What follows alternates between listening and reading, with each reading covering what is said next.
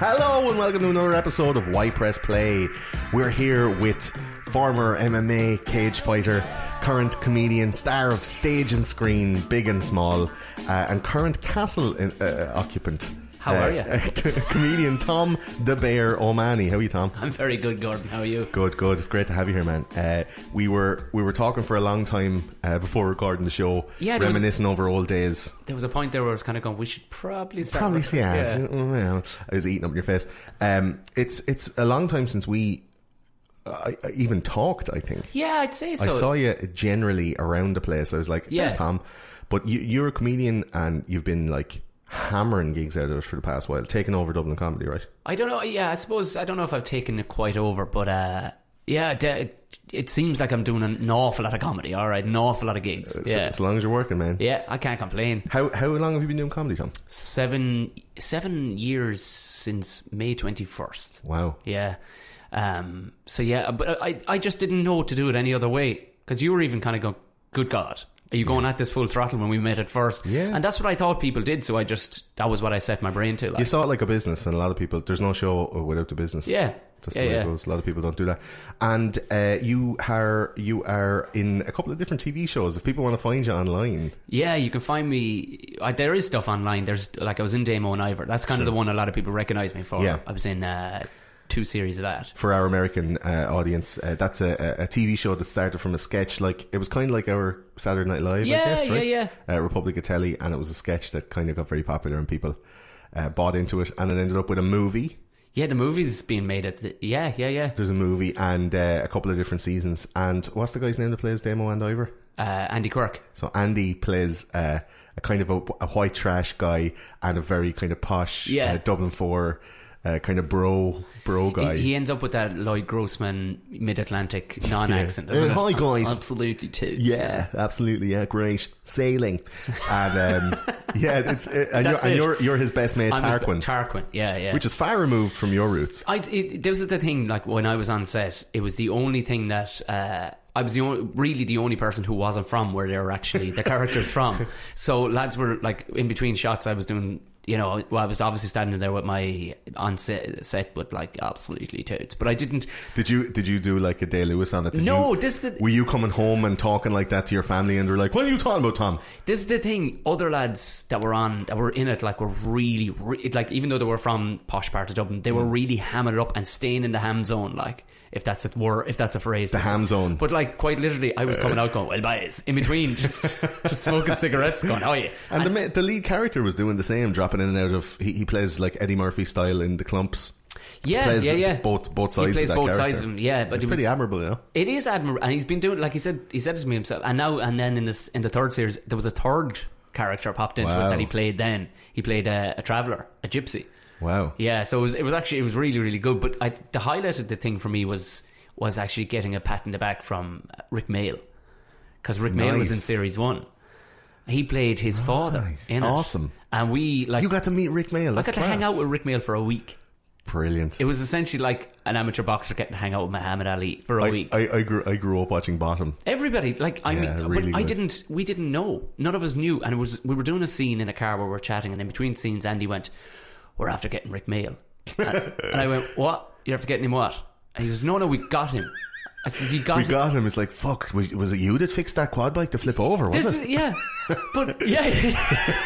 We took him out. We went up at lunch up to the Beacon, and there he was smoking an old fag outside. And this will tell you how touch of class this bloke was. He stood up and went, "You must be Tom." That's class. I nearly melted into my jocks. I swear to God. He could have just... It was a roll of the dice. He could have just learned off a handful of names. Yeah. But he didn't have to learn off anything. He was just really cool. Like, yeah. And Tom, you also have a podcast as well? I do. Buckshot. Yeah. This is based on you had a show, like an hour-long stand-up show. Yeah, called Buckshot. And it was... I wanted to start a podcast. Mm-hmm. And then it was...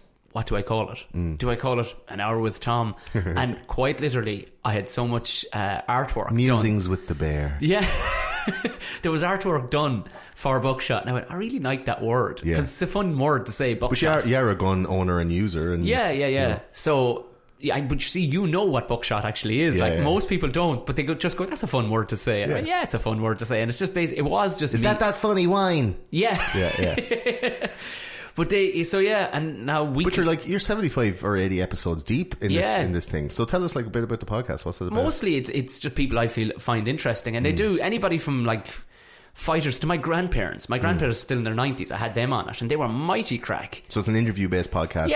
And your career kind of takes a little bit of a meander. It's not a typical stand-up comedian trading the boards and hanging out in backstairs. You kind of you looked at it like a business, and you went hard, and now you're surrounded basically by very successful and influential people that now you have access to, similar to you just said Jarlath Regan with An Irishman Abroad, where he's using his contacts to interview these people.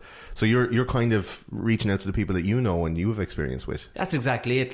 Quite literally at the when I'm gigging and you're sitting backstage with somebody and you know that they'll make a good podcast guest, you're going, would you do my podcast, would you? Yeah. And if I ever left this room, I'd probably meet some people to do that too. But quite literally, this is how it happens. And I was always surprised. There was only one person said they wouldn't, and it was because he does a continuous character on stage. I'd prefer if I didn't, Tom. I'd love to do it. But I was amazed. People were just so open, going, yeah, I like talking to Tom, so let's do it. And that's what it got. What I get back from people is that it sounds like we're actually having an enjoyable chat, and that's what they say about those conspiracy guys as well. Yeah.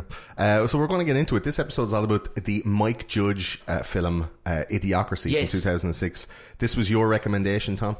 It was. I couldn't help myself because even when we were talking about what movies, and I was going to go, when I started thinking, it was like, oh, these are very much movies that people would already press play. They don't need to be told. Sure. Well, you know I'm finding as the show goes on, and the amount of I've recorded a lot of shows, so there's a big backlog, a lot of great guests, right? And a lot of the movies they pick, I am going, surely people know about that, and then I go online and do a little bit of research. And I forget all the time that I'm in my mid-30s, and there's a whole there's a whole huge 20-year gulf of people who watch movies, who also listen to podcasts, that have never heard of the Monster Squad. What? They've never heard of Dream Team with Michael Keaton. These movies that I think are ubiquitous in the canon of movies that people have watched. I make jokes from them. They're in everyday conversation. Yeah. You're saying your wife. Wife? Fiance? Wife, look. Wife, you got married. Well done. Wife. Yeah. Jeez, it's been a long time, Tom. That's alright. Your wife, I did say wife first, that was for you. Yeah. Your wife makes jokes from movies, and you're like, she's the one. They're making jokes from obscure references. Obscure references. Yeah. And we forget that there's thousands, if not millions of people that have never seen or wouldn't be like, what are you talking about, old man? What? Yeah, Idiocracy is one of those films that has a lot of these kind of little tidbits and stuff that you've seen, and it's only from 2006. Yeah, so it's not that far back, but it was. I think I stumbled on it one evening, coming in after a gig or something, and it was on, and it was because it was brightly coloured. I'm going to watch this, and I like going. As we discussed, it was this weird fascination with your man. He is kind of good looking. I'm not saying but in a yeah, he's got, but do you know what? He's easy on the eye. He's attainable too. If I was that way inclined, I reckon I could chat him up. He's Luke. He's not. He's not. He's not. Yeah, he's not, the underling. He's not Rob Lowe. Mid-90s. Do you know what I mean? He's a poor man's Rob Lowe, though, isn't he? He's no Johnny Depp. No. So this is Why Press Play. If you want to get in contact with us on Why Press Play, you can get us on Facebook, Twitter, Instagram, Pinterest, Reddit, and all the other social media. Just type in Why Press Play. I got the name for everything. Instagram at the moment is being a pup, and they're not letting my name go. So if anyone out there can help me out with the Instagram, if you know anybody there that I can email personally and go, give me back my fucking name, I'd really appreciate it. We also have a Patreon, so thanks to all the guys over on Patreon, including Jonathan, Christine, Paul, and all the rest of you guys. You're really helping out, and the show wouldn't be what it is without the guys on Patreon. So it's patreon.com/ypressplay. You can head over there for we have different vlogs and stuff from behind the scenes and the show. There's extra videos and bits, and when I'm doing playthroughs on computer games on PlayStation, or when I'm doing the Mega Drive or SNES playthroughs, you guys get to join in live. And the rest of the plebs have to just watch. We also have a Discord server. So for those of you who don't know, Discord, it's an app that you can use voice and text to communicate. There's going to be a video option for it quite soon as well.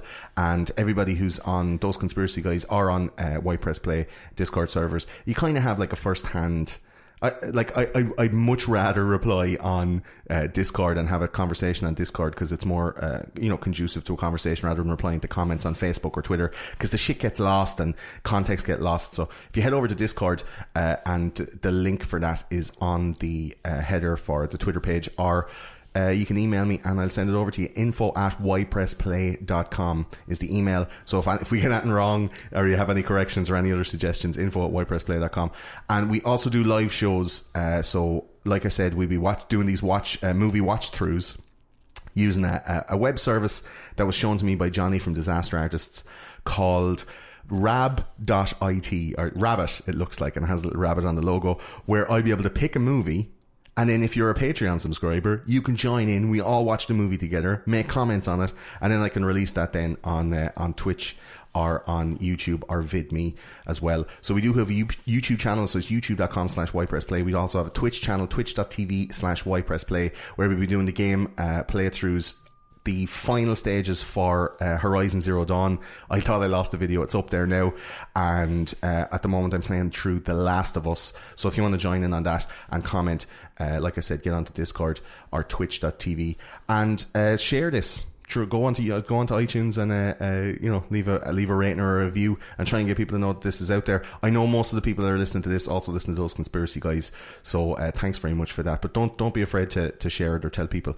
We're only 5 or 6 episodes in, so it's not such a big thing. But I have big plans for this, and it's going to get better. So like I said, Facebook or Twitter if you want to get me, but Discord is probably the place to go if you want to get in contact with me. I'd be more amenable on Discord. Yeah, there's a lot of stuff. How are people not tripping over Gordon out in the street? How did I not drive into Gordon just on the motorway? Billboards and shit like that. Yeah, that is fun. That is how you get. But there's loads of these apps that you can just like put one thing up and like I'm surprised I didn't wake up beside Gordon this morning. That's gorgeous. Just in your inbox. Yeah, I have this camera. It's called a Mevo camera. Yeah. And it's able to live stream to YouTube or Periscope or Facebook from the push of one button. So like I said, me and Tom were looking at the studio here before we sat down, and I'm going to try and get it looking like a news desk type effort where the camera will be pointing at us. Are you going to wear a tie? Yeah, a tie, but no pants. Absolutely. Brian Dobson style. And and we'll be sitting in behind the desk and the camera will be on us. So this that we're having now, the next time you're here, Tom, we will have like lights, camera, action, a makeup girl, the whole thing. I've got to dress up, don't I? Well, you'll have to wear clothes at least. And we're going to be broadcasting it live on either Twitch or YouTube, depending on if YouTube hasn't fucking fallen into the memory hole at that stage. Yeah. A lot of shit going on there as well. So like I said, get in contact with us if there's anything you want us to know, anything you want us to watch or see, any corrections that you have, or any other movies that you would like to watch in the Rabbit stream watch along, because that is great crack. Rab.it. IT. Really good service. Like I go in and I pick up a movie or a TV channel. There's a lot of people watching Rik and Morty, just watching along and commenting and having their crack and all. It is class. Really? You can have 25 people up to 25 people in the room, and I'm going to be streaming. Whoever those 25 are, they're going to be coming in from the Patreon subscribers. And then you can watch along then on YouTube or Twitch or Periscope on Facebook, because I use Restream to stream to all social medias at the same time. Took a long time to find out the proper streaming services. Yeah, I can only imagine. But we're there now. Good on you. Yeah, man, it's good crack. So this is Idiocracy. We're getting into it. This is Tom's first time, so we got to get to know Tom. Tom, can you give us, on White Press Play we like to do this thing like the 60-second plot, right? Can you give us the plot of Idiocracy from start to finish? Absolutely. In 60 seconds. I could do it inside 3 seconds. Yeah, I know you can. Yeah. Guy wakes up, then he's cool. Like 5 words. Can you give us it? Because there's a lot. There's so many little set pieces and stuff. We're going to go through it in detail, but loads of little set pieces. So we're going to give Tom 60 seconds to go through Idiocracy. You ready? Mm-hmm. Okay, go. Average Joe, quite literally average Joe. He's pretty much crap at what he does, but not terrible. He gets put forward for an experiment to see if they can freeze him in time, gets forgotten about, wakes up 500 years in the future. It's gone to shit because essentially genetics have just fallen apart. Terry Crews is the president because he's as cool as hell and he's an ex-wrestler. He meanders through the society and realises how absolutely dipshit hell has gone. It essentially turns into like somewhere in Leitrim. That's essentially what you're talking about. West Virginia. West Virginia. Yeah. And the whole idea being is that he's going to turn the whole place around because he has now become the world's most intelligent person. There's absolutely cracking lines throughout the whole thing, like electrolytes. That needs to be remembered, because I want that on a t-shirt, by the way. We're going to do that. It was absolutely 10 seconds brilliant. left. You cannot miss anything to do with this movie, because every little nook and cranny in it is absolutely brilliant. It ends exactly how you'd imagine he saves the day. 1 second to spare. Nice one, Tom. There's a hooer in it. It's Rita. Rita the hooer. The hooer. But you couldn't even, like, even if you went into those little set pieces to try and say, like, the thing at the end with the gladiators arena, and, you know, the whole water thing, like if I was going to go down that route in that 60 seconds, I was like, because while I was talking there, I just went, no, I can't go down this route, because this will be just a good minute gone by itself. What I do find when we're doing those 60 seconds, because you'll get a practice in the next show, you'll probably be able to go, well, what I do find is the first 2 minutes of the movie take up the first 30 seconds. We open on a green field, and it's just in a world. Idiocracy is kind of one of those I think, like, society predicting movies, one of those ones like The Matrix. Yes. Where it changed perceptions at the time for a very, very small amount of people, and then as it aged, it got a lot bigger. Like, The Matrix was probably a bad example, but, like, The Matrix got a lot more coverage because of its esoteric content later on. I mean, like, at the start it was like, ooh, a Keanu Reeves action movie, and then, like, 15 years later we're looking at it going, well, Jesus, that was a fucking prediction about life. And there's a whole new reception on how that movie is well, especially like an allegory of fucking humanity. The opening 5 minutes of Idiocracy, almost everybody can relate. Now, clearly, the opening 5 minutes is all about basically how, for the want of a better phrase, intelligent, more successful people would wait until it's the right time to have a child, and then they've left it go too long, whereas the white trash rednecks are absolutely banging like rabbits and pumping out children everywhere. And it's all a case of, hold my beer, you know, these kind of people, like cleave on. And nobody wants and there's like a family tree going of all his babies that he's having. But in 2006 we were talking about like a world peak economy. Like, they made it in 2005. It was released at the end of 2006, went to DVD in early 2007, and at that point, like, there was never as much money on the planet. People were never as rich in the Western world as they were at this point, so it was kind of right on the money at that point. But it's so much more relevant now again, because the money went down, and the people who were smart are like, well, geez, I definitely can't afford kids now, you know. I did the last time prior to rewatching this, it was actually a couple of months back. I came back in and it was on TV, and I went, it's easy watching while you're sitting there or whatever. And I think it is great crack. Oh, it's great crack. Like, in the remit of why press play, you should press play on this, because it is just 100% crack nonsense, the whole crack. way through it. It's got its tongue rammed in its cheek the entire way through it. But I think I tweeted something like, I'm watching, you know, and it was, I love a good documentary. And a bunch of people jumped on and went, oh, I get it has been lauded as that. Like, there's a lot of stuff now with Trump being the president, and the buffoonery from Terry Crews being the next wrestler, President Camacho. President Camacho. Hernandez Mountain Dew. There's something he has in his name. It's class. I just love it. Take the piss. And the materialism and the sexualization of advertising stuff. Like, all of that stuff now has kind of caught up with the satire of 2006.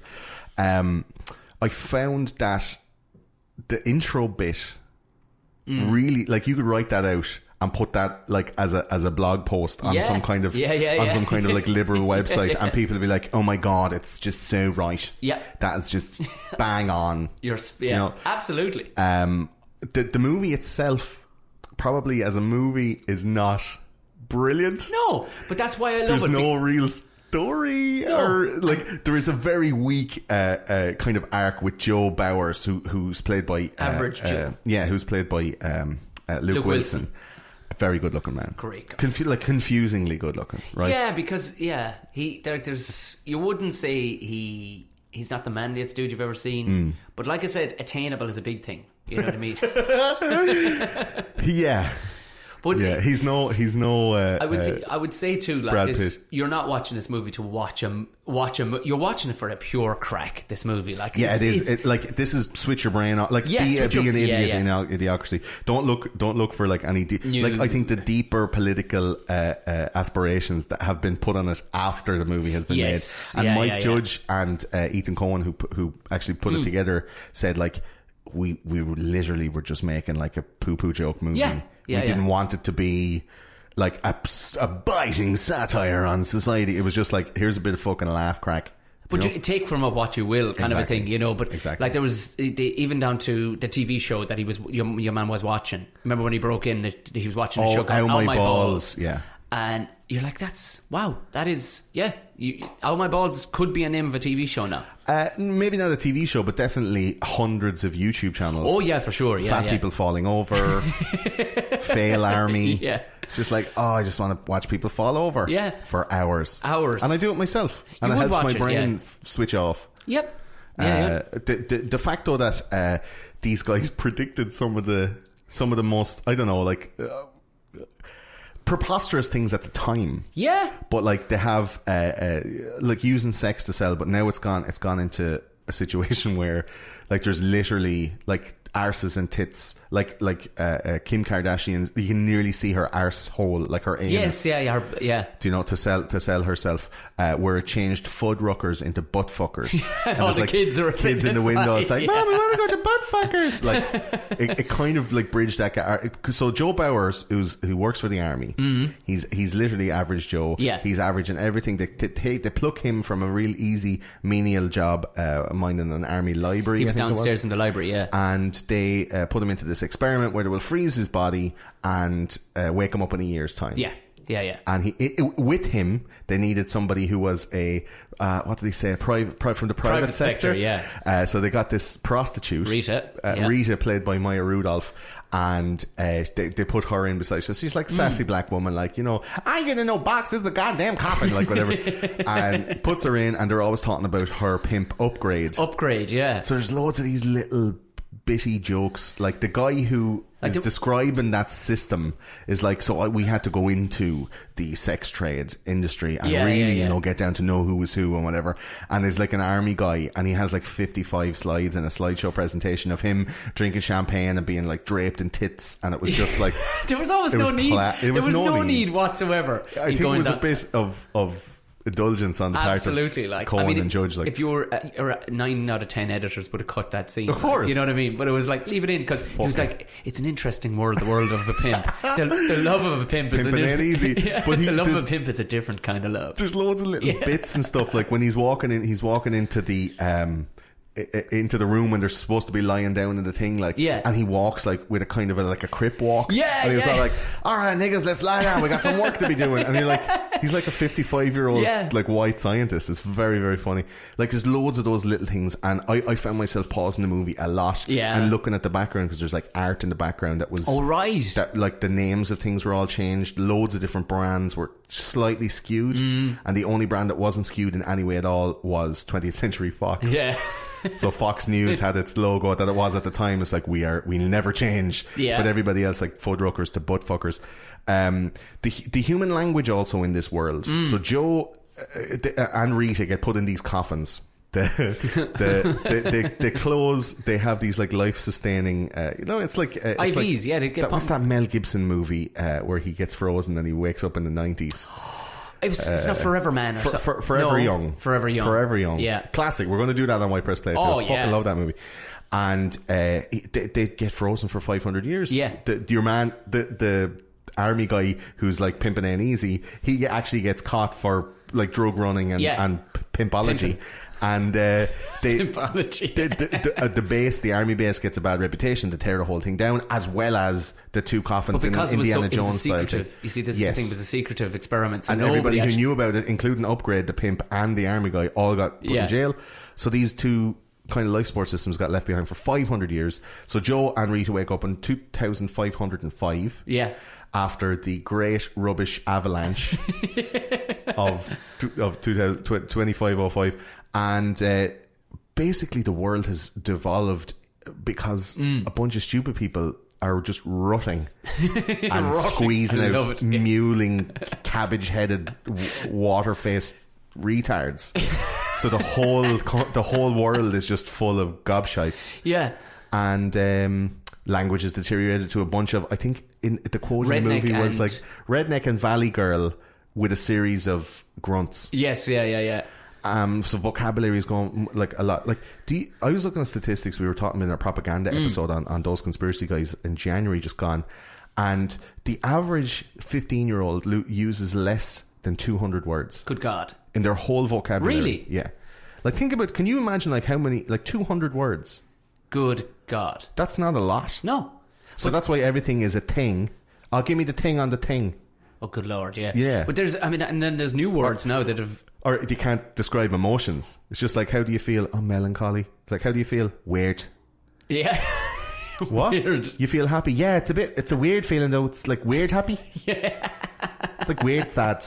Yeah, feeling off. Yeah, just weird. What? Just not right. No, but it was, because even Joe... He tries to communicate with him, and it's so funny. It's like Joe has just been. It's you could see the crossover between that and almost like a documentary where Joe tries to speak with apes, essentially. Like, but what your brain is going, you're going, oh, they'll try to understand him. He'll try to, but it was like he sounds like a fag, and that's a word I thought I was like, that's such a 2006 word. Yeah, that's everything is so faggy. Yeah, it's such a fag.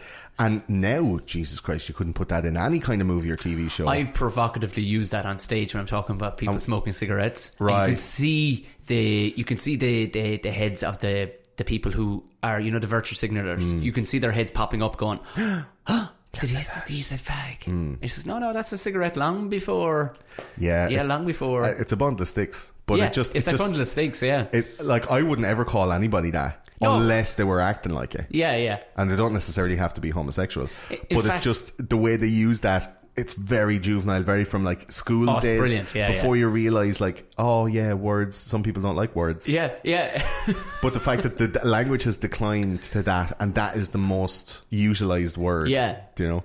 Well, the movie isn't hard for people to imagine it happening. Yeah. You know what I mean? Because they've gone, oh yeah. Because as we go older, everybody's getting older. You're going to, I guarantee you, there was people older than us going, attitudes changed. Yeah. Carry on to these fuckers now. I mean, that's stupid. That's a stupid movie. Where will society be with these fuckers when they get older? Like, and now we're looking at the same with the kids. You're saying 200 words. They'll probably be like those Facebook computers and just realise that language is obsolete, and they'll just be able to have eye twitches in another 50 years. Make up your own thing. We'll end up like the grey aliens. Yeah. Just communicating telepathically through like emotion. Or what was that one through ink on just ink? What was that one? Arrival. Oh yeah. Just smoky ink. You just shit in your hand and you look. It's like reading tea leaves. Like all I heard the whole way through that movie was that sound, and it was like, wow, that's a Guinness fart if ever I heard it. Just constant Guinness farts. That's what they were. But I think that in a movie like that where they didn't really mean to have any political kind of aspirations, and the fact that they predicted stuff, I think it's just like there's people predicting an awful lot of stuff, and until it comes true, it's not really taken notice of. Yeah, of course. So there's a lot of people now, and I'm going to get a small bit political. There's a lot of people now talking about like, you're not allowed to say this, you're not allowed to say that. So this word like fag, and I have down in my notes like fag is used a lot. Faggy, faggotry, fagalicious, a lot of fag stuff. And I don't think it was gratuitous, but it was definitely like noticeably overused. Yeah, well, just to poke you a little bit. A little bit. It was quite provocative, and a lot of provocative stuff in the film, but with what's going on with Google and YouTube now, where it's literally like wrongthink, or it's literally like free speech truncation, where if you have an opinion, or if you have an idea that doesn't go with this specific kind of leftist liberal thought, they're turning you off. They're turning off videos on YouTube. Google are saying that they're going to be like burying websites that have any of that kind of material. And now that's cool if you have like a website like the Daily Stormer, which is all like fuck black people and Jews. Sure, I don't want to see that by accident. Yeah, of course. If I want to go and look at it though, I still should be allowed. Yeah. And if I want to like surround myself with that stuff and go, the Jews did it, like, do that. But it's like being told you can't go visit your crazy racist aunt. Yeah. You know what I mean? Like, you might not want to see her every day, but you still want the option of being allowed to go see her. Yeah, that's the thing. And this reduction of language are like the thoughts of like when Joe, like you said, was introduced to these people, and the guy goes, and Joe sounded a bit faggy to them. Fancy. He used fancy big words. And then some guy's like, you fag. Yeah. And then like pushes him or whatever. It kind of brings those memories like 11 years later. I'm going like, that's kind of what's happening a little bit. But absolutely spot on a little bit. Do you know what I mean? Like, it just sounds like they didn't mean to do it, but they totally nailed how society. Nailed it. Yeah. Also in the news, that it was the news reports like it was like ads and banners and before and 2006 was kind of like 24-hour news cycle already, but it wasn't as bananas as it is now. Where there's that quite literally subliminal ads just popping up in every option, like it was. There's a lower thirds bar with like a constant ticker, and then like there's a column goes up the right hand side then with all the headlines, and even when your man's in his, what's his name? I keep Dax Shepard. He's in his apartment, he's booting, and he's watching Frito.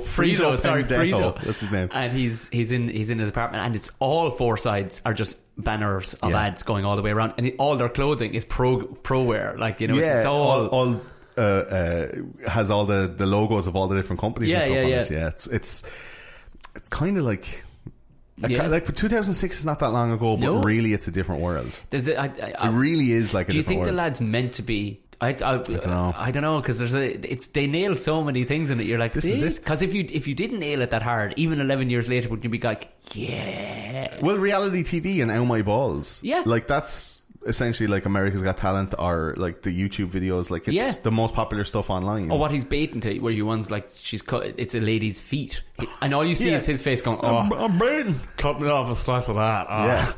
And then it cuts to a woman just cut, and I guarantee you there's people were totally into that. The most popular movie at the time was just called Ass, and it was just like a big picture of an arse farting for an hour and a half. I would love, as an experiment, to see how many people go see that. I was looking this up online, like researching what was similar to these things, and I actually found a music video from like a Swedish pop group, and it's just literally a whole load of different people's arses. There you are. It's literally just arse for 3 minutes and 30 seconds. And you put Swedish on the name of it, and people go, well, it's art. Yeah. It's art for sure. How could it not be art? I mean, it's big man's hairy arses. It ends with the word Finn at the end of it, so it's like yeah, those Finnish as well. And then Camacho, the crazy president. And I think this way Idiocracy has got the people are looking for anything to pin on Trump. These guys are like, let's go back to finding the CNN wrestling. Did you see that CNN wrestling gift? Yeah. So like he was wrestling against who was it? Was it Vince McMahon? Vince McMahon. Yeah. And they put the CNN on Vince McMahon's head, and Trump was baiting him and all. So Camacho was a former wrestler. Yeah. And Trump used to be in the... And to draw all these comparisons, like he's a crazy celebrity who ended up being the president just because of his, braggadociousness. And then as Joe is introduced, like, so Joe lands into the future and he does an IQ test and he sends him through all of these things. IQ test. And he gets introduced to the president, and the president makes all these promises to the whole country that Joe is going to fix the world. Because they can't grow any plants, they can't... there's too much rubbish, like dust storms as well, dust bowl, yeah. So they don't have any means to stay alive on the planet. Like it's going to be the end of humanity if Joe doesn't help. And he's not that smart; he's really average, but he's the smartest person on this planet. And he makes all these promises, and it kind of echoes the way Trump is going. Like, and then we'll build a wall to space, and everyone will have a job. Twice. Like it's so... I'm just waiting for him when somebody pipes up and he just starts shooting a machine gun into the air, like, you know what I mean, just to shut him up. Yeah, it does get quite... I mean, if you think about similar. It, like, I mean, you could easily see President Camacho telling somebody to punch that guy. You could in that movie, you're going, if he said just punch that guy right in the face. I'm almost sure he did. Did he? I'm almost sure at one point he did. I mean, that's direct Trumpus. It's direct to Trumpington. So I like Terry Crews as the president. How can you not? Terry Crews good. is just the coolest dude ever. Like. And they bring Joe in to this one of my favorite, like the sequences in the movie is when Joe gets he lands into Frito Pendejo's apartment. It's played by Dax Shepard. And Dax is like watching the TV and he's like, oh no, you blew my show, I'm watching on my balls. Like, never go full retard. No. I thought it was a little bit much. You could have been a little bit less Retarded. I suppose, but how do you tell that guy to back it down, to take it down a notch? You just go, come here, Dax. You haven't been in a movie in years. Do you want to be in another one? Stop acting the fucking gobshite. yeah, right enough, I suppose. Yeah, you know slow it down. 11 years later, he's in Chips, and it's another fucking stinker. But then I suppose the other thing is, like, I mean, the lads, I wouldn't imagine they put it. It struck me like they just left him off the chain with everything. Like, it was just good. Whatever you think right now, you think is funny, just do it. If anyone out there is a fan of Dax Shepard, anyone listening to White Press Play right now, tell us why. I'd love to know why, because I don't like. I mean, there's a few people that could have slipped in there quite handy. Yeah, absolutely. We would do that in our alternative casting as we do on White Press Play. But the section where he is like arrested for not having a barcode tattoo, so you have to have a barcode for identity and for exchange of money and all that stuff. So the police chase him, catch him. They put him through this whole system of going into jail, and he does an IQ test and everything like that. And they put his arm into this big machine that tattoos him, and it's like, what's your name? And he's like, not sure. And then that's his whole name. Then for the movie, it becomes not sure. I thought that was a really weak joke that went through the whole film. Yeah. I mean, I thought they would have.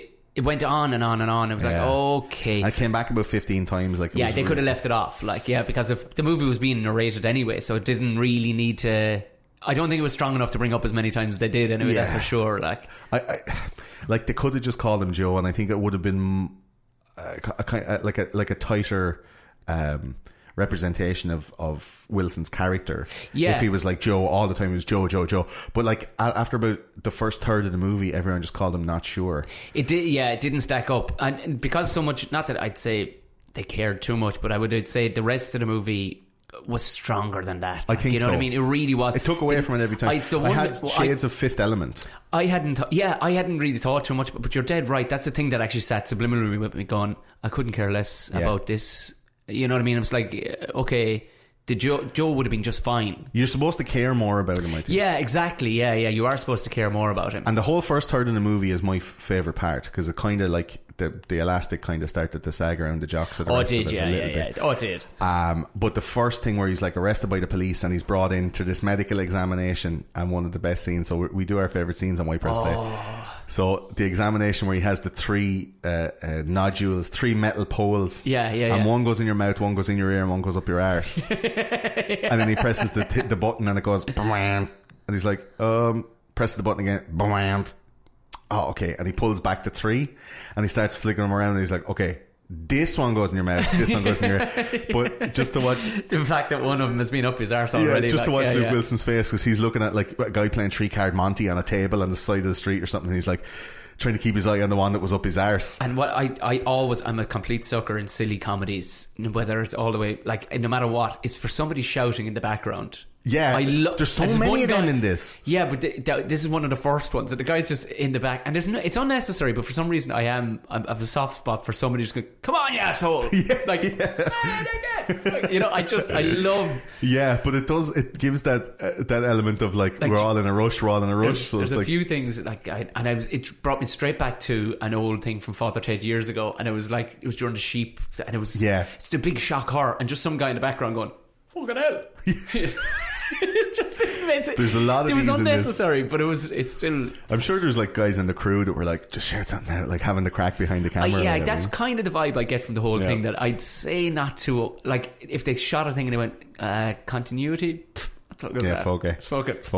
At some point you do realise like there was an element of like, fuck it, let's just finish this thing. It was wrapped up pretty quickly, like. So further on then from that, he goes through the things up the bum and in the ear and in the mouth, and he goes into a hospital where he's trying to this is my favourite part, like, it's just such a little small thing.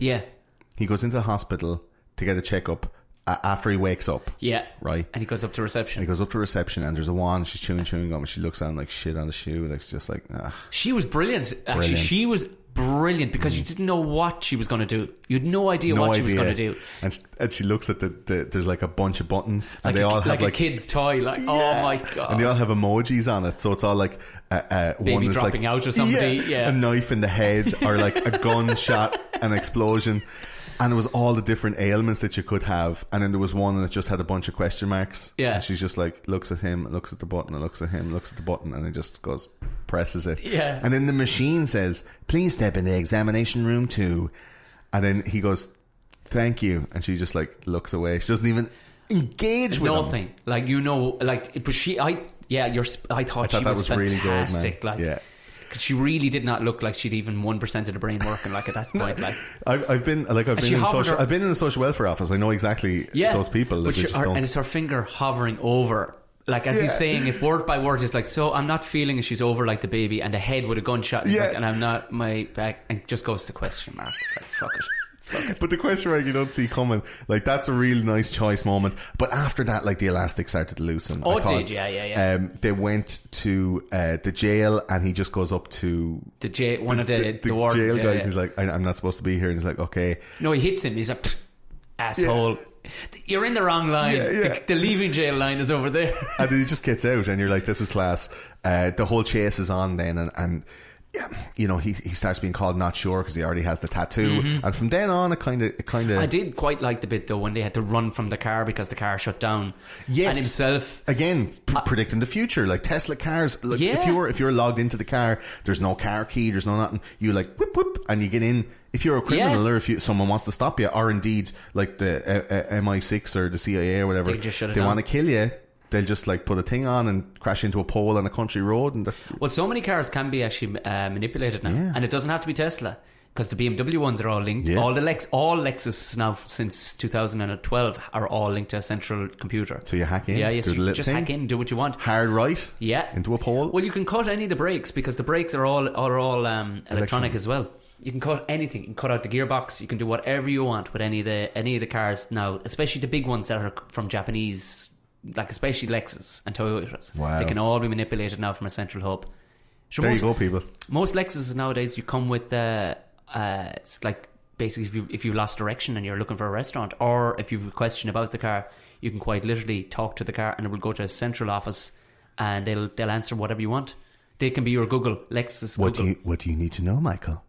Quite literally, yeah. That's daily. But I did like the bit though when they shot up the car and they shot it to bits, and he was delighted about it. Like, he was cool. Like, the guy who owned it, the car, he nearly wanted to go over and do a bit of it too, you know. Out my ball syndrome. But that kind of reminded me of the mob justice that we're seeing on the streets of Berkeley and stuff over the last little while. Antifa coming out and social justice and this kind of stuff. Yeah, there's a lot of that. For the escape bit where they have to go and find Rita, and Rita has, like, she seems a bit superfluous to the story. This is the thing. I think she was either the wrong person to have, because I didn't buy into Rita at all the whole way through it. You know what I mean? I don't know, is it the fact that it was the actor that it is, or like it was just, I mean, the upgrade thing was played a bit too much. They said upgrade too many times, way too and many he never times. showed. I was expecting him to show up before the end all the whole time. He had to show up, go, where's my money, bitch? You know what I mean? He somehow found a way to get to the future. Had to, but they did, like, it was, you know, but she could have been left. Well, they would. I think they probably did need a lady character, all right, but it should have been somebody a bit white. I think if it was it could have been larger lady, it would have been much funnier. I think, because I don't even know about the actress, like, but the character was just written as kind of an afterthought. I felt like it was just like, okay, we need somebody else to give it that something to cut away to, like, you know, like a Simpsons episode where it's either like Homer and Bart, and then it's like Marge and Lisa have their own storyline, so it's something to cut away to. They needed another story, so every time they cut away, they were cutting away to Rita doing some shit. Like, she had some guy. The narrator was like, the oldest profession in the world was still alive and well in 2505, but the marks were a lot easier to manipulate. And she's like getting this guy going, you hang on for me, baby, and he's paying her loads and still not having sex with her. The verb is all wrong. Like, he doesn't. He's like, oh, I'll hang, all right, I'll hang the fuck out of this now, man. I will hang like a motherfucker. And she's like, you keep hanging, and she's like taking the money. Like, there was an element of that where, like, I think he was quite good, that actor. Like, he was just he's like, you know it, mommy, and he's giving it all, can't wait, mommy, like pursing his lips, like, oh, mommy, you know it, mommy, I'll hang here, all right. But later on in the movie, then she became a little bit more kind of involved in the story when they were doing the whole we gotta water the plants thing, which I felt was quite rushed. Yeah. As well, it was just like, okay, we need a reason for this to happen. The whole first third of the movie was like setting it up. Yeah. The second act, I think, is completely superfluous. Yeah. And then the third act comes out of nowhere and finishes and has a nice resolution. But how they got from, right, you're in this new world, to you need a purpose to be here, to the resolution. There wasn't enough of it. Sure, there wasn't. No, it felt like I said, it's shades of Fifth Element. Yeah, but with no motivation. There was no Deus Ex Machina. There was no like the whole point of Fifth Element is that inside of Leeloo Dallas is the power was the whole time from the start. Yes, yeah. But you didn't get that from Joe, and I think maybe the name Not Sure took away from it a little bit. I do. No, I think you're spot on. I mean, the more I think about it, it was absolutely not needed at all. You know, it's weird how you're seeing. Then we go on a little bit. It's weird how when they're free, Rita and Joe and Frito are going through basically like the future times, going into Costco, and your man is like, he was a lawyer. Yeah, he did got his law degree in Costco. And you're coming into Costco, and the guy at the front is like, "Welcome to Costco. I love you." Yeah. Welcome to Costco. That was gorgeous. Like, it was just, that actually made me, even though I've seen it a bunch of times, I honked. I laughed out loud. Because it's those little things that were really well thought out. Yeah. That I felt overshadowed the main story. And I'm like, well, if they can do that well with a little aside, why then couldn't they? I have a funny feeling that elements like that, when I saw that guy do that, I had a funny feeling that possibly the actual actor himself said, they went, you know, it's Welcome to Costco, and he actually said it on set that day, going, "I love you," and they're like, "That's class, run with that." Because you've been on comedy sets, like on TV and movie sets, and it works. That does happen, right? Because there might be, he might have done that 50 other different ways, and they just went, you know what, that actually really works. Let's leave it in. Because even when we on the likes of Damo and Ivor, they were very nice about it. Now we had to know our lines and all the rest, but there was more. But for the main plot that was already decided long before cameras rolled. But this seemed like they didn't have that before cameras rolled. The director just went, you know what, Tom, they just leave a camera on you. And it was like, I've done a couple of phone scenes, and you're on the phone and you're chatting away and you get through the lines, and then you just continue. It's like, oh, and you can see him warming up behind the camera going, oh, I think we just found a funnier bit. Yes. And that's often a moment like that, because it's not conclusive with everything else that went on in the movie. You just, like you pointed out, that was a nugget, a beautiful nugget. And it doesn't resonate with a lot of other bits. There's one other bit as well where there's a girl, she used to be on the Mayor Cherry, remember that show? Yeah. Where it was like a bunch of teenage girls or whatever, and she was one of those girls. She was like a bit part in this. She was boobs in the when they went into the White House. She was amazing. That little line that she has, and she only speaks like twice in the movie, and that's one time she speaks. And you said that your good lady often says that to you. She loves it. Like it's just because they're talking about. Why? Because the reason behind the plants dying was that they've been pumping the energy drink onto it instead of water. This is the main thing in the movie is that Joe is the smartest guy on the planet, and the president wants him to help to fix the planet by fixing the food shortage, the fact that they can't grow any plants, and a whole bunch of other stuff. So he goes out into the field, checks how they're watering the plants. And this company called Brondo, which is like a Red Bull, has taken over from water. Yeah, and they employ like 4/5 of the population of America or whatever. And in fact, the producers of the movie bought the rights to Brondo.com and actually produced Brondo as a drink. They did not. In real life. They did not. According to the internet. Has it got... Actually, they did. No, it's gone now, but Brondo.com, you can go and have a look at it. It's amazing. Because it's good, right? It's the bit that they keep on... Because he keeps on coming back to, why are you using Brondo? And it's, all of them are just using the tagline, because it has electrolytes. And you know, almost nobody knows what electrolytes are anyway, but they've heard of them because you need them. Because you need them. But that's the only answer that they... But what are electrolytes? They are the things that plants crave. And it's the fact that they're both... They all have the same explanatory hand movement. They all do this thing of rolling over their hands. Like, it's electrolytes because they've settled in their brain that electrolytes are what plants crave. Yeah. And it's like the way But it's what people crave. That's the tagline for Brondo is like, Brondo, with electrolytes, it's what you crave. But they just put plants in instead of people. Yeah. It's like, it must be what plants crave. But every time, but this has been an ongoing joke for years in our household, is where my wife, like, if she says something that I don't understand, when it's like, and she'll just look at me like I'm a dipshit, and she'll just move her hands and say, electrolytes, Tom. So that is one of the golden nuggets that has just stuck in our lives. I love that bit for when she goes like that, they're explaining this huge big thing, and she's like, but electrolytes? Yeah. Like, she said, yeah.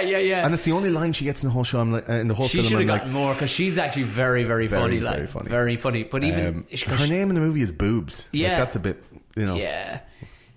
I suppose the other, but there's a bit too, because I watched her a few times in the background. Even physically, she's very funny, because there was a bit where they're out at the fields looking. Yeah. And they come up, and he'd been looking for Rita, and they were like, we found that whore you were looking for. I was like, can we all have a go over? And they were like, he's going to bang her. He's going to bang. And she's in the background getting excited using the vagina finger motion. Like, she's finger, and she's like, but it's just something very funny about her doing it as well, because she's like, yeah, he should totally bang her. There's a lot of that background stuff going on. There's a lot of extras doing stupid things, like guys like walking into pull and push doors and stuff like that. Yeah. And it's all through the whole background. So all that stuff is very, very well thought out, Tom. They should have had it. But the main point in the movie doesn't have that. And that's the thing that annoyed me. That if it was all unilaterally shite, I'd be like, cool, fine, yeah.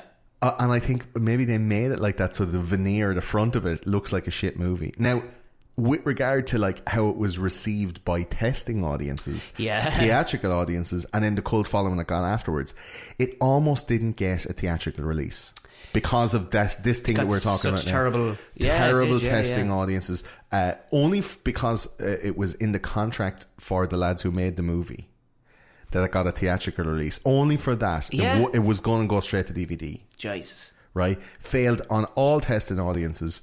They give it a very limited theatrical release because they didn't want to put any more money into it. And they missed out. They only put it in 6 regions and missed out big places like California and New York. Right. So it was all a Midwestern theatrical release. It made less than 500,000 in the box office. Good Jesus. At the end of 2006. Less than 500,000. Jesus. Can you imagine that? And in 2007, when it was released on DVD, after people found out what it was and saw what it was, it made $9 million. What? So it made double back what it spent on it. That's incredible. $9 million in DVD sales for like stoners going like, man, we gotta watch this, man. And it was before like streaming media and stuff, like 2007. But it's continuously on TV as well. Like, I mean, I can't stress enough how test audiences and these, like, if you've ever watched that, This Movie Is Not Yet Rated. It's a documentary about the rating system in the US and how anonymous it is, and they slap NC-17s on people for no reason and stuff like that. Like, that system has denied the world many a good movie or TV show. Yeah, of course it would. Like, killed pilots and stuff like that, you know. Well, that's it. Especially with this movie, you can kind of see where they were coming from if they looked at it first out the gate. But you don't know what it was billed at either. You know what I mean? It could have been, was it just a straight up comedy? Like, I mean, yeah. And it's all about what, like, the perfect time to watch this thing is either hungover or you just there's something else. Yeah, it's a brain switcher offer. It's a brain switcher offer, absolutely. It's not like a Friday night premiere movie. It's a Sunday afternoon. I'm waiting around to do something else movie. Yeah. And you wouldn't mind missing the end of it, or. Or the middle.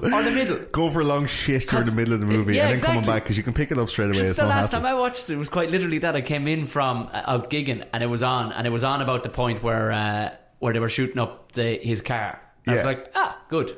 I don't know why, but I don't think it's that important why. I think it's just visuals. Yeah. The original title was supposed to be The United States of America, with UHH America. Yeah. And they changed it to Idiocracy just before release. But when in that limited theatrical release, a lot of cinemas weren't allowed to put Idiocracy as the name. Why? For some reason. Because they didn't want people to go and see it. But because it was in the contract that they had to release it in theatres. What? They had to release it, but they just went, newest Mike Judge movie or something was the title of it. So you had to know who the director was. Yeah. And there was no title So nobody went to see it. They were like, I don't know, Mike Judge, I don't know. So wow, so how crazy is that? They were being elbowed out. They were not getting kinda like they'd signed a brilliant contract that says it had to be released no matter what. Yeah. But the test audiences and the FCC or whatever went, no. It says fag too much. No. Right. Yeah, Imagine that. That's horrible. It's weird, like, because you're talking about people's livelihoods still. I mean, the whole thing had to be shot there, like, you know. Yeah, well, everyone that got paid already. It wasn't like it was just reputation that you were looking at. Like everyone that got paid, and it was one of the Coen brothers had done it. So like he wasn't going to be losing his shirt. No, he had that in the arse pocket anyway, like that kind of money, I'd imagine. But why like pin it down like that? So it's odd, isn't it? I'd say, like, you being one of the conspiracy guys, you could probably root that out. I swear to God, get to the bottom of it. We are going to look into censorship on those conspiracy guys. Like, there is a lot of stuff, and for our live show, for those of you who don't know, those conspiracy guys putting on a live show on the 14th of September and on the 10th of October. In the Sugar Club. The 14th of September I think is sold out at this point. Class. And then we have another big gig then in the Sugar Club, which is about 300. And it's for anybody who's wondering, if you don't go to many theatres, the Sugar Club is one of the sweetest ass places for people to sit at, because it's all little booths. It's like a cinema. Yeah, but you get tables. They do table service and everything there. Yeah. You want to be going to this. Cocktails. Drinks promotions. It's going to be class, and there's a massive big cinema screen and a nice low stage and stuff for us. I to went to see the Beetlejuice. Yeah, they do cinema stuff in there. They do. Went to see The Room. Did you? Yeah, and the lads were throwing forks at the screen and all. There's like a whole thing. Everyone dressed up like the people from The Room. And all. Yeah. Disaster Artist, which is the new Seth Rogen and James Franco movie about what's your man's name again? Oh, what is that? God, my brain is after just going blank on that, because I only saw a trailer for it the other day. What was it again? Tommy Wiseau. Yes. He's the guy, like weird accented superstar of this movie, who got like $10 million out of nowhere to make this film. So the Sugar Club is class, right? So we're able to go, we're able to do that live. And was it talking about there? We were saying that getting to the bottom of the old the lads. And we will be talking about the Google and YouTube censorship, like for content that's part of this live show, because it's happening day to day. It's not like I can build up a podcast and do a show about it and release it like in October or November and have that stand the test of time, because this now is like something that's happening. What do you think is the reasoning behind that? Political affiliation.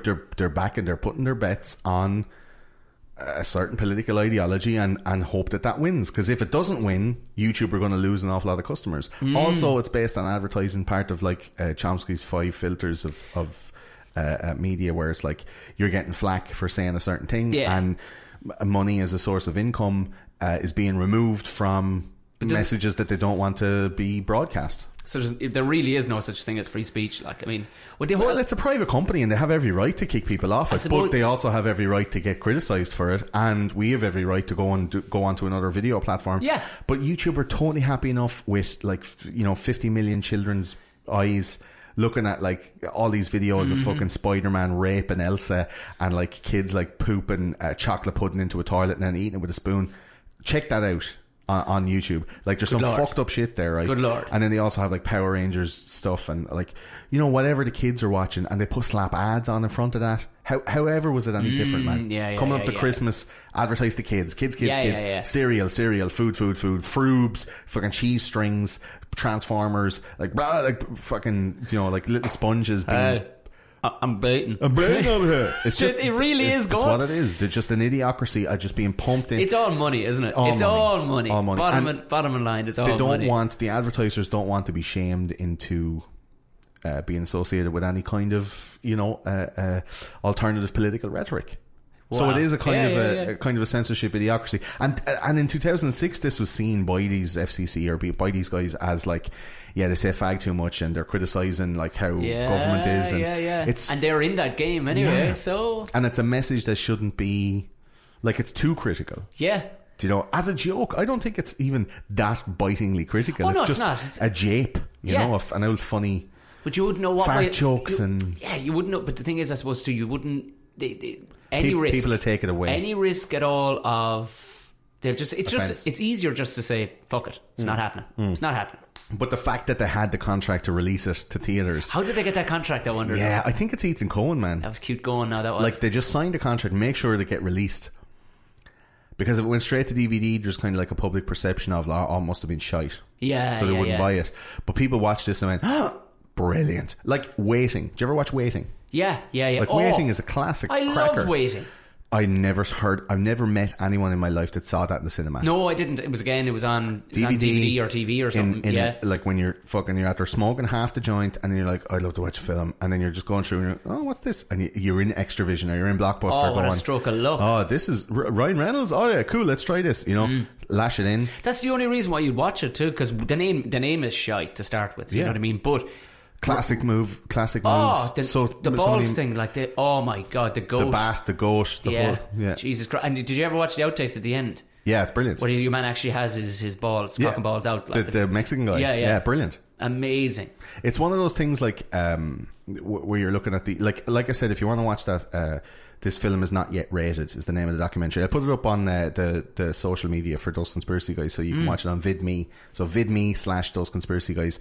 That's where I'm putting up all the documentaries now for both of these shows, because YouTube takes them all down all the time. Why? Copyright stuff. Sons of bitches. The MCAs, but it's all automated. So with VidMe we can put a few things up. But it just seems like this was overly squashed, and I think too much for them. It gave it too much merit. Which is why people went, why was it? Let's buy the DVD. And it may have, proliferated that message through... Talk about a backfire. People were like, oh, let's buy it on DVD then. We made $9 million on DVD sales. That's a lot of DVDs. That's the going, given that 500 grand is all they made on the box office. Jesus Christ, like. I mean, talk about just... it's mad. So, a thing we like to do on White Press Play is called the alternative cast. Yeah. So we've gone through a lot of the favourite parts. We both have favourite parts in the movie. There is so much more. Like, you'd watch this, I'd say, 5 times and you'd get everything. You'd have to watch it 5 times. Yeah. There's like loads of extra little bits. Like, they're always searching for the time machine, and there's loads of extra. I do love the bit about Starbucks where he says, God, I could use a Starbucks right now. And it's like, the last thing we need, Joe, is a hand jobs. And you find out that Starbucks in 500 years has evolved into some kind of a massage parlour, such a situation.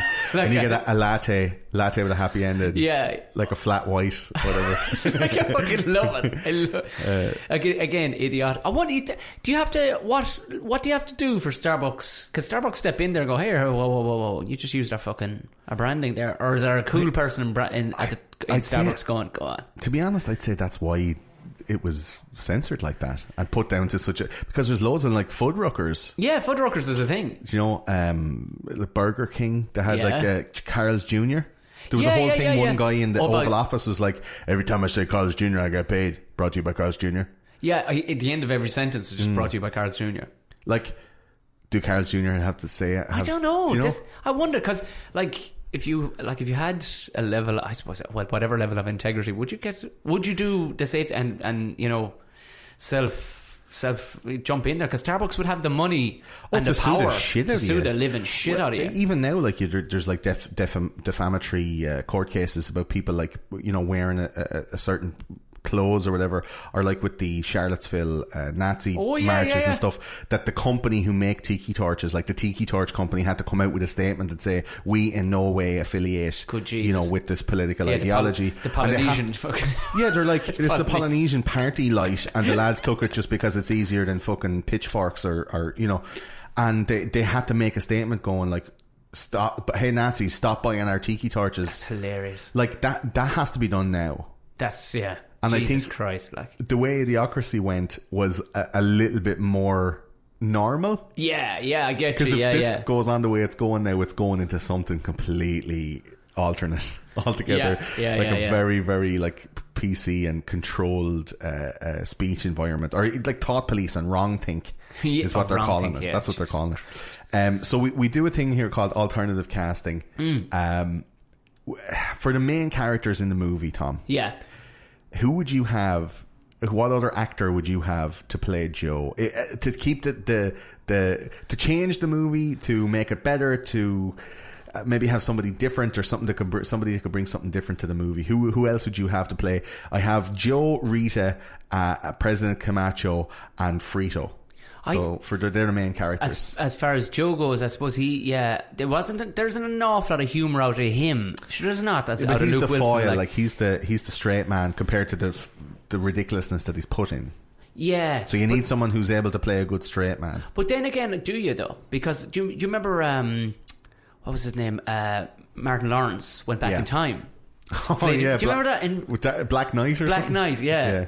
I kind of liked the fact he was like, damn, you know what I mean, non-stop with everything. Like, but that's because the situation he was in was normal. I suppose, and he was the ridiculousness. Yeah.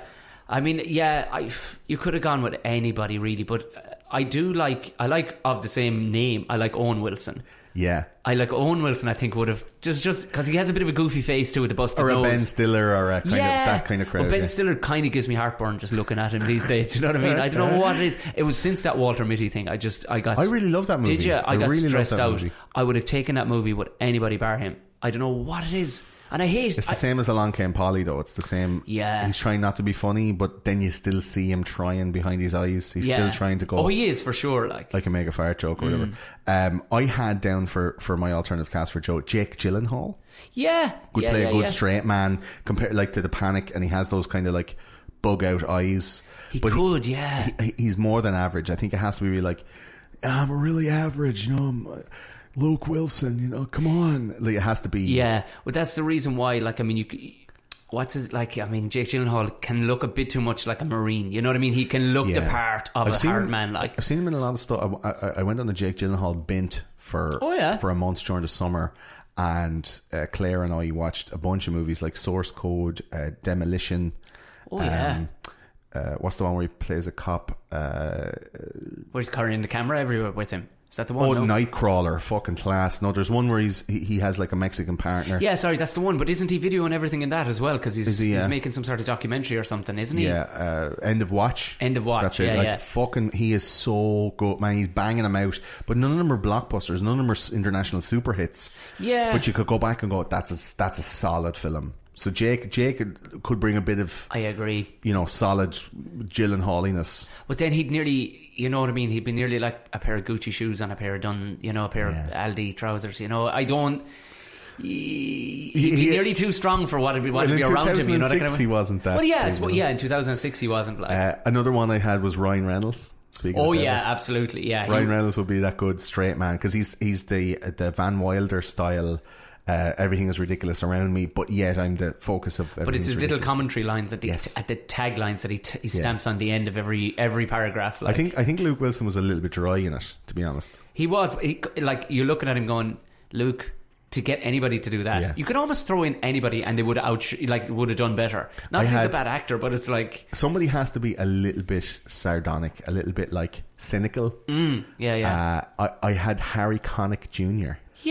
Harry Connick Jr. from like I can see movies like Little Man Tate. That character that he plays in that, which is like a cool guy who has a veneer of cool on the outside, but like has a heart of gold.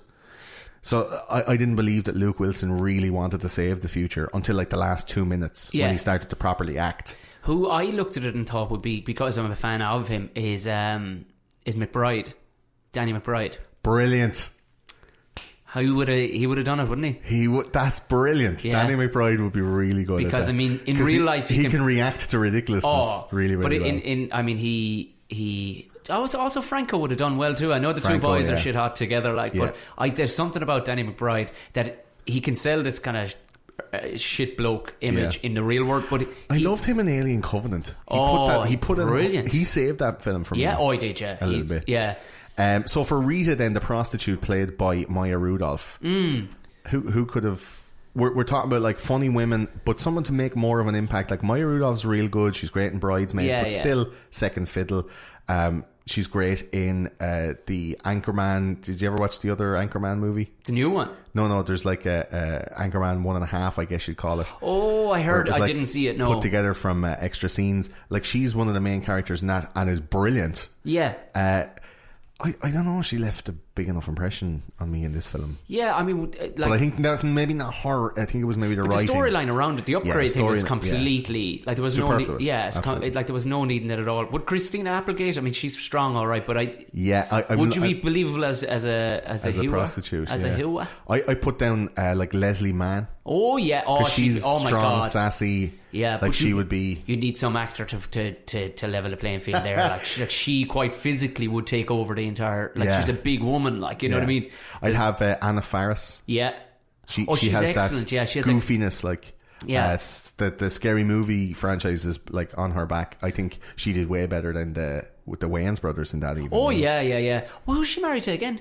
Chris Pratt. Not anymore. They're separated. Are they? Yeah. Oh, right. She's unqualified at the moment. She would have been very good in that, all right. I think so. Or Jennifer Lawrence for her comedy chops, because she's very good as a comedy actress. I think her as a prostitute is slightly unbelievable, but yeah. I mean, Julia Roberts did play a prostitute, and we kind of believed it, you know. Yeah, but you forgot she was a prostitute inside like 5 minutes. You're Yeah. I wish I was her. I love that sketch. There's like a YouTube video about what would really happen in Pretty Woman, and the movie is like 2.5 minutes long. Yeah, because she turns around and starts talking, and he just puts his fingers on her lips and goes, "Get the fuck out." Which is what would really happen in real life. So President Camacho, who could take over from Terry Crews and his machine gun touting again, I think presidential I think air. Danny McBride could actually a wild cunt. Yeah, a mad fucker, like, you know what I mean. I had along the lines of like the overzealous black comedian. I had Kevin Hart. Yeah. But the fact that he was a wrestler, but you could change that. That was I think to match Terry Crews' body style. Yeah, of course. You know? Yeah. Because it's so like over the top and like his bulbous muscles and stuff. Well, Ving Rhames I think would have been fairly cool because he's just such a badass, like, you know, a terrifying. What Terry Crews is a silly goofy clown, and I know that's what the movie was, but imagine Ving Rhames going, "Hey motherfucker." Yeah, if it was real dark, you could have like a Ving Rhames, or I think the antithesis of that character would be like a John Malkovich, like a very but I think the whole thing is that he's a celebrity, he's like a buffoon. Yeah, and Kevin Hart does loud, kind of brash buffoonery very well, over the top stuff, and then if you have Kevin Hart, you obviously have to have his now, I think, movie partner or whatever, Will Ferrell. Oh yeah, for God's sake, Will Ferrell would have been really good as that, like, come on, like this. But I would have given, or Zach Galifianakis, someone like who's way over the top, you know. I would have given him like heavy makeup and a lot of costume, because you don't want to see Step Brothers with him. You know what I mean? You want to see basically what he was in Eastbound and Down. Do you remember when he played Asher Schaefer? Oh yeah, a bluish hue. BMW. My balls. Asher Schaefer BMW. See the huge glue. But this is 2006, so think of like Ferrell in 2006, like peak of his game, you know. Old school. That's around that time, like that Will Ferrell, like. Actually, do you know who where he's young and like he only started acting in his 40s, you know. Do you know who would have actually made a good Joe? Vince Vaughn. Yeah, Vince Vaughn in Old School. Yeah. He would have nailed that part as Joe, wouldn't he? Very much so. He has that sardonic kind of carry on. He does, doesn't he? Yeah. But I don't give a shit, but I kind of do a bit. Yeah. Deadly. Like when he played Fred Claus. I had fucking that's so shit and good. And for Frito, because I don't like Dak Shepard, I have down here literally anyone. Yeah.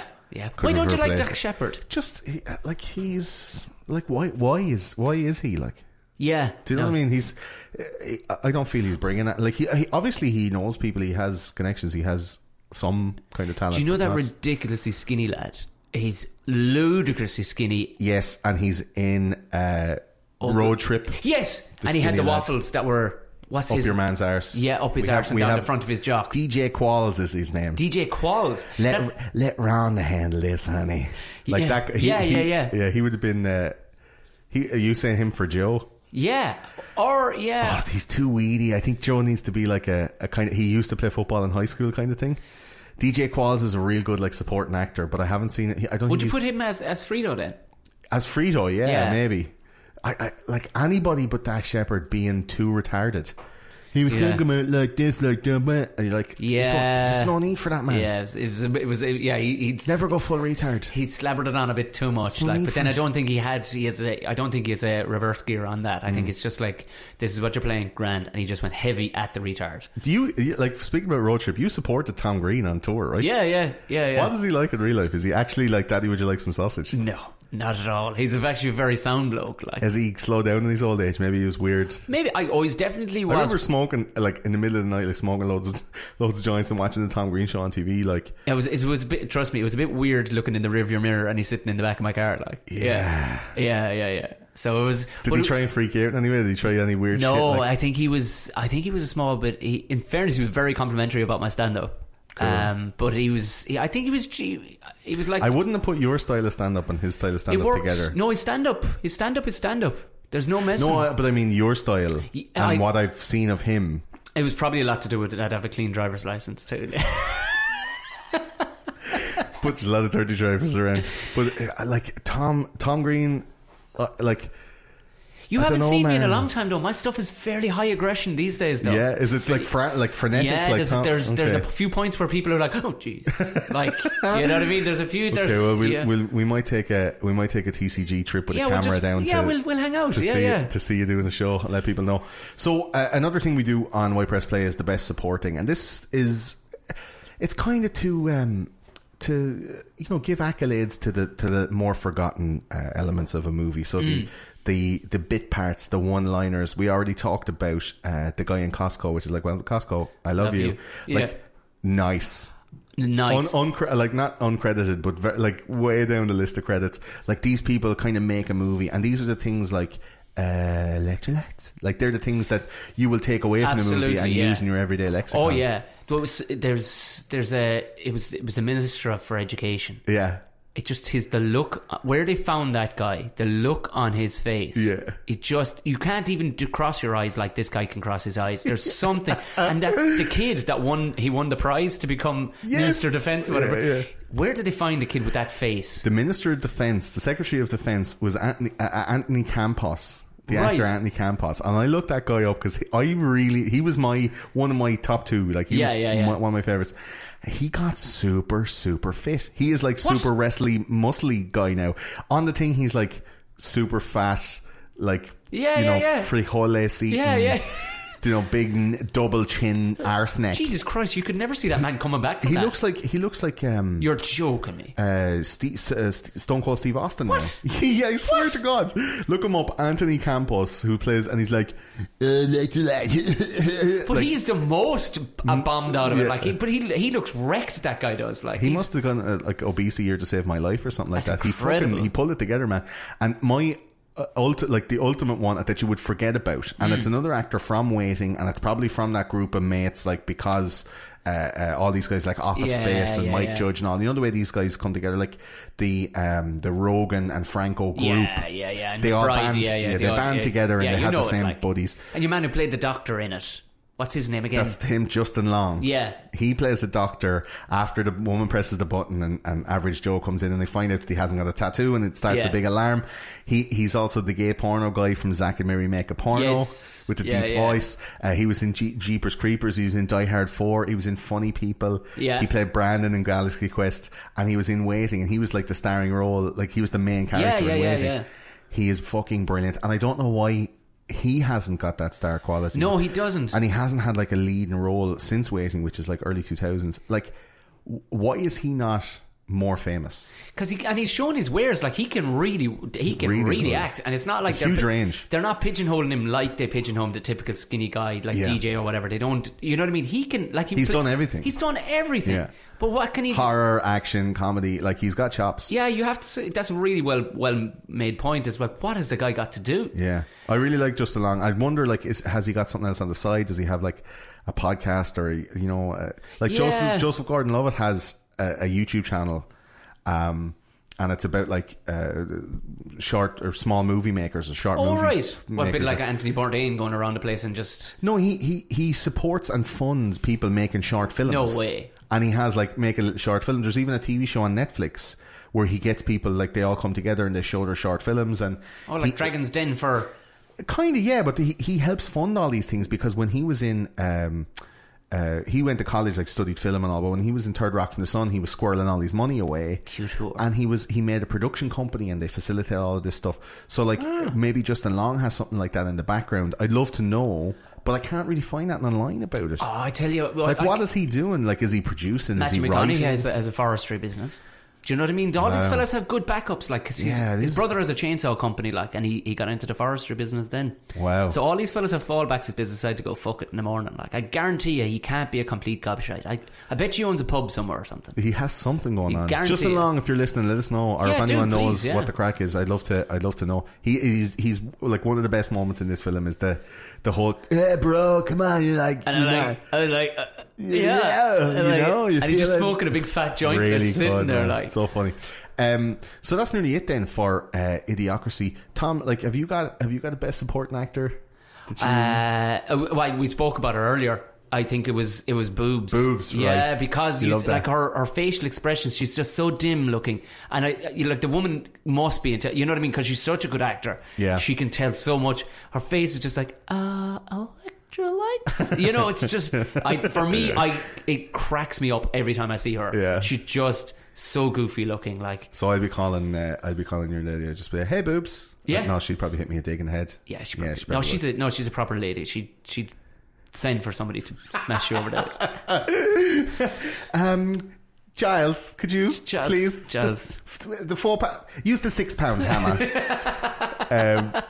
Another one that I thought was quite funny and didn't say any words and is really like one of the lowest down on the credits. Yeah.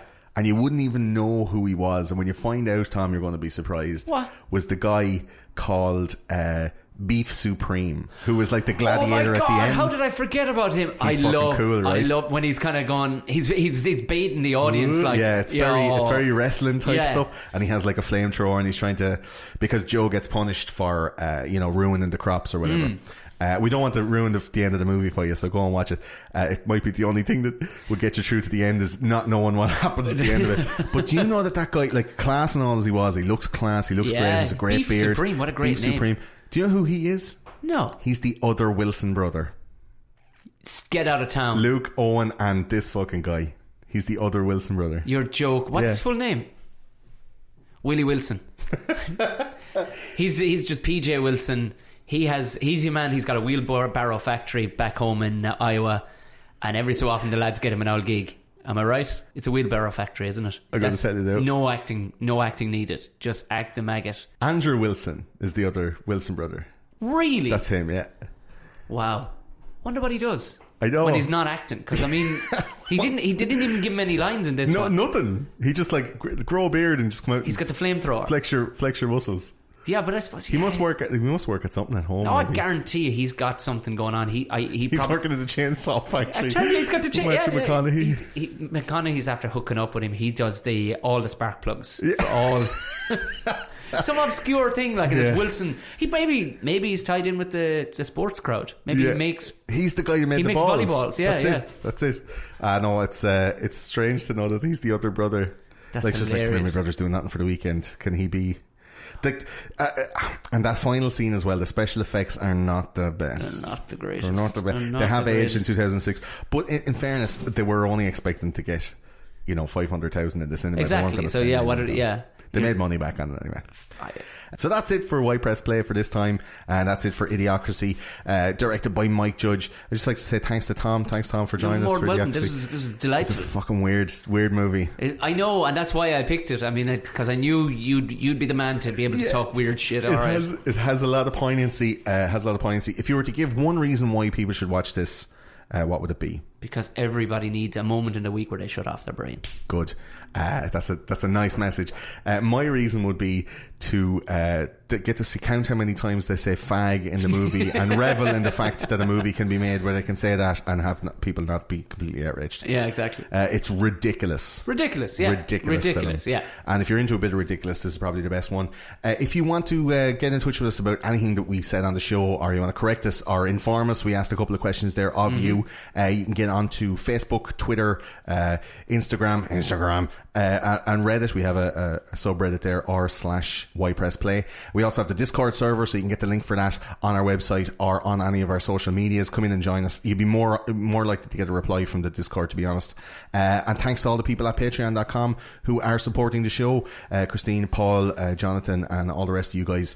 That's patreon.com/YPressPlay. You get loads of behind the scenes stuff, and you get notifications of the different shows and different videos and stuff. We also have live shows from Twitch and YouTube, and we use rab.it or Rabbit to live watch some of these movies. So when we're preparing for these, like for example, the guys were watching Idiocracy live while I was watching it, and we can have the crack over there. And if you haven't got any of those things, if you're allergic to social media but you still do the emails, the electronic mails, info@ypressplay.com, and don't forget to subscribe to the show and leave us a rating or a review in iTunes. I don't really care, but iTunes seem to like it, and we want to see it up on the charts. so that other people can find it. Recommend it to your friends or, people that you know. Just be sound. Just be sound. Just be sound about it. And you can find Tom online. Yeah. You're on Twitter? On Twitter, Tom_O'Mahony. Tom_. Without D-E. A lot of people... Mahoney, yeah. And you have a podcast as well, Buckshot. Buckshot Pod. You will find it on Twitter also. And you have Instagram. A website on the way. On the way, yeah. Surely. Find me on Instagram, Facebook. Just look, Tom O'Mahony Comic would show up pretty much everywhere else. I'm going to put all the links for that down in the description of the show below, so you can click on it. If you don't know how to spell Mahoney... Mahony. And if you don't know how to spell Mahoney, you're probably getting ready for the Idiocracy. It's a really easy name. They gave me a name that my first name is my initials. Do you know what I mean? They weren't expecting much from me. Yeah, they really weren't. So I'm coming out and going, "Jeez, make it something easy. Make it something easy. Not more than 3 letters." So thanks very much, Tom, and thanks very much for you for listening. This is Why Press Play. Goodbye.